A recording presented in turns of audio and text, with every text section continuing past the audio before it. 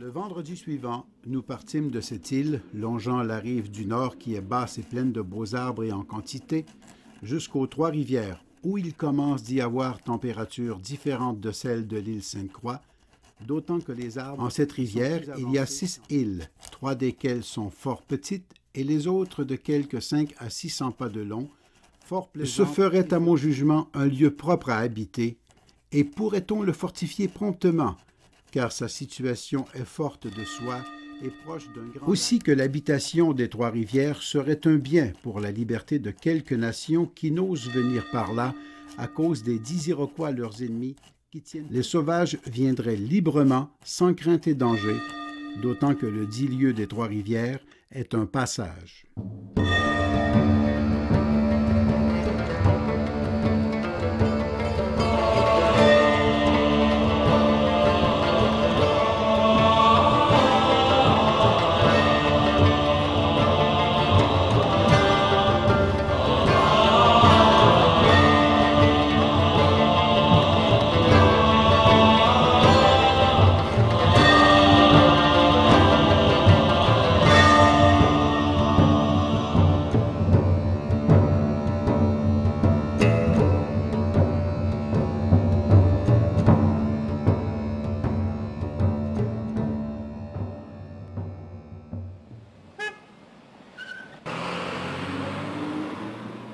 Trois-Rivières, deuxième plus vieille ville du Canada, ville industrielle et portuaire, cité universitaire, aussi réputée pour son dynamisme culturel.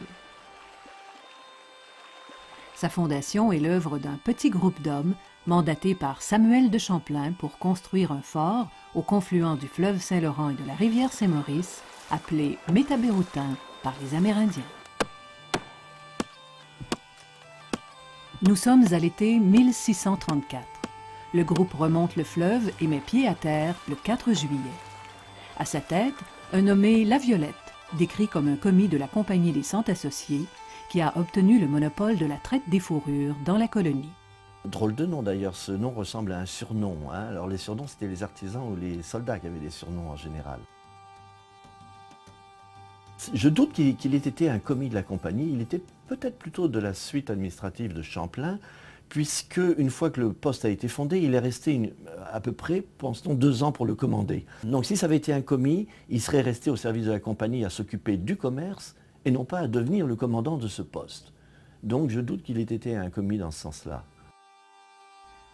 Malgré ce mystère sur la véritable identité du fondateur, son nom apparaît aux 4 coins de la ville pour identifier des commerces,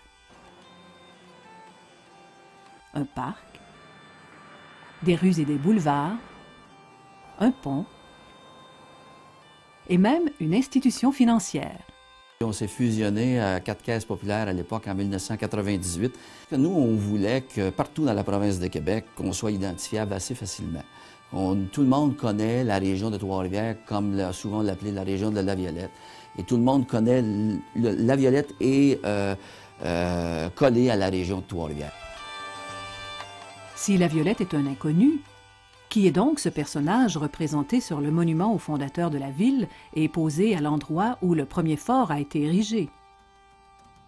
Ce ne sont que des représentations imaginaires, des représentations qui sont faites en s'inspirant un peu de ce que ça pouvait ressembler, de ce qu'on pense que ça pouvait ressembler à l'époque, mais c'est certainement pas le vrai visage de La Violette. Le buste qui est là, qui a été fait en 1934 par Jean-Jacques Cuvelier, eh bien, je vous dirais, c'est la copie conforme de la statue de Lambert Closse à Montréal, le sauveur de Montréal. Sa chienne pilote avait réveillé les Français qui avaient pu se défendre contre les Amérindiens. Pourtant, plusieurs ouvrages associent le nom de La Violette à Nicolas Goupil, une hypothèse reprise comme une vérité dans les manuels scolaires. Il s'est ajouté des belles inventions, comme quoi, sur Wikipédia, par exemple, que le sieur de La Violette, il est né en 1604 et mort en 1660. On ne sait même pas qui il est, le sieur de La Violette. Comment peut-on arriver pour dire qu'il est né en 1604 et mort en 1660? Ça, c'est une pure invention. Les informations qu'on a sur Nicolas Goupil dans les archives à Québec, c'est un gars de Québec. Il est arrivé au Québec en 1650 ou en tout cas dans ces années-là, un peu avant. Il s'installe à Québec. Il n'a jamais porté le surnom de La Violette. Dans aucun document, on a le surnom de La Violette attaché à Nicolas Goupil. Probablement que ce gars-là n'était peut-être même jamais venu à Trois-Rivières de sa vie. Il a cultivé sa terre là-bas. Il est mort peu de temps après. Je fais une recherche sur le fondateur de Trois-Rivières. Est-ce que vous le connaissez? C'est ça, c'est le Sieur de la Violette? Est-ce que vous en savez davantage sur le Sieur de la Violette? Mais est-ce que vous pouvez m'en dire plus sur le personnage? Le mystère entourant l'identité du fondateur de Trois-Rivières étonne l'historien Yannick Gendron, qui défie l'histoire de lui révéler ses secrets. Quand on fait une recherche en histoire, on doit d'abord regarder ce qui s'est écrit avant, tous les écrits, les volumes qui ont été publiés sur le sujet. Et c'est le cas également pour une recherche historique sur Trois-Rivières.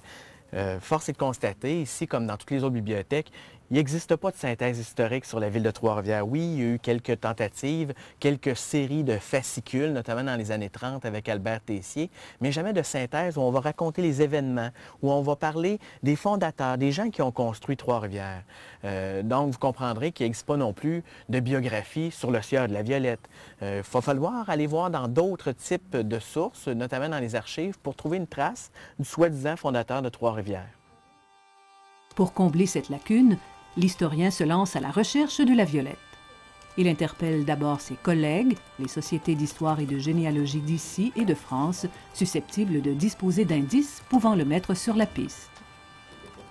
Alors que l'historien entreprend sa quête, un groupe se lance d'une toute autre façon sur la piste de la Violette.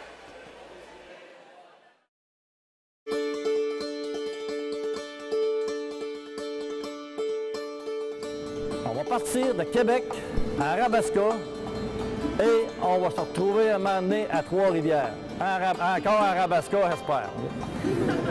3 jours. C'est pour ça que ça s'appelle l'expédition La Violette. Et nous faisons partie de la réserve navale de Trois-Rivières qui s'appelle le NCSM Radisson. Et nous avons, j'ai fait la demande de gens qui seraient bénévoles pour participer à cette expédition-là. Et on a besoin de rameurs, de pagailleurs. Ça prend 18 personnes du Radisson. Selon les historiens, ce serait très peu probable que La Violette et ses hommes aient utilisé le Arabasca comme moyen de transport lors de la fondation de Trois-Rivières. Mais cependant, c'était un moyen de transport utilisé dans ce temps-là. Et nous, pour rappeler les efforts fournis par les pionniers, eh bien, nous allons effectuer le voyage en Arabasca de Québec à Trois-Rivières. Voyez-vous mon tronc, qu'est-ce qu'il fait? Mes bras, qu'est-ce qu'ils font? Ils restent stables. Voilà. Nous avons des entraîneurs de l'équipe de Arabasca de Marmenne qui ont participé à l'Atlantique de canot, je pense, 4 fois, puis ils ont gagné 2 classiques. Alors, ce sont des personnes qui ont une bonne expérience. Surveillez bien mes articulations. Surveillez mes bras, comment ils sont. Allez voir, j'ai quasiment pas de mouvement. Le défi est grand, mais s'ils mettent l'effort et l'énergie nécessaires, oui, c'est réaliste, parce qu'on a quand même quelques semaines devant nous. On a calculé que ça prendrait environ une 60aine d'heures pour eux d'entraînement pour être capable de faire le défi. Pour ça, tu tiens ta rame trop haute, monte un petit peu. Ta hanche, tu commences à sortir, c'est ça que ça prend.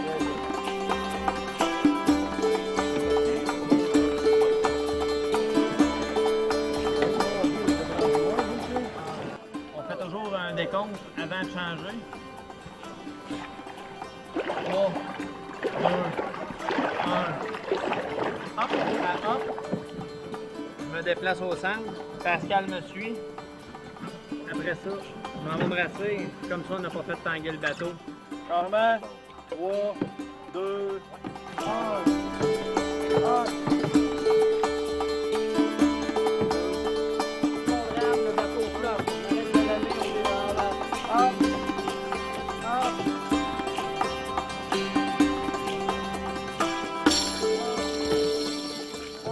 Bien, le fleuve, c'est un très grand défi parce que contrairement à la rivière, le fleuve, c'est imprévisible. On ne sait jamais, le vent, comme le fleuve est très large, les vagues, ça peut être des vagues de 2, 3, 4 pieds de haut. On en a déjà fait des pratiques avec de la vague immense sur le fleuve. C'est très difficile mentalement et physiquement, alors ça prend une très grande préparation. Bonne première pratique. Excellent. Il nous reste environ 1 mois et demi d'entraînement pour aller à peu près jusqu'en novembre. Puis on recommence l'entraînement dans le coin du 7 de mars. 7 de mars, je vous le dis tout de suite, ici, c'est sa glace à grandeur. On va être obligé d'aller pratiquer sur le fleuve tout de suite au mois de mars pour avoir notre 2 mois d'entraînement tout dépendant aussi des conditions météo qu'on va pogner. Il va falloir souffrir pour réussir à faire ce qu'on a à faire.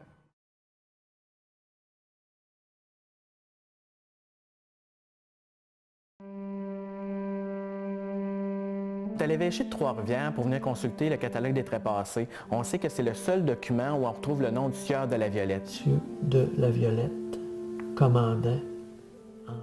C'est un acte qui fait référence au général de la flotte qui était en Nouvelle-France, qui est Théodore Bochard du Plessis. Ces informations-là ont été rédigées par quelqu'un, par un tiers. Qui? Trois-Rivières, c'est un endroit où est-ce que les Amérindiens vont se regrouper pour faire des échanges. J'écrivis l'an passé à votre révérence le succès de notre voyage. Comment ça se fait qu'on ne parle pas du commandant de cet endroit-là? On s'en va essayer la problématique du pont de Québec, qui est un engorgement, qui va nous décider un peu, qui va nous aider à savoir si c'est franchissable, ce petit bout-là.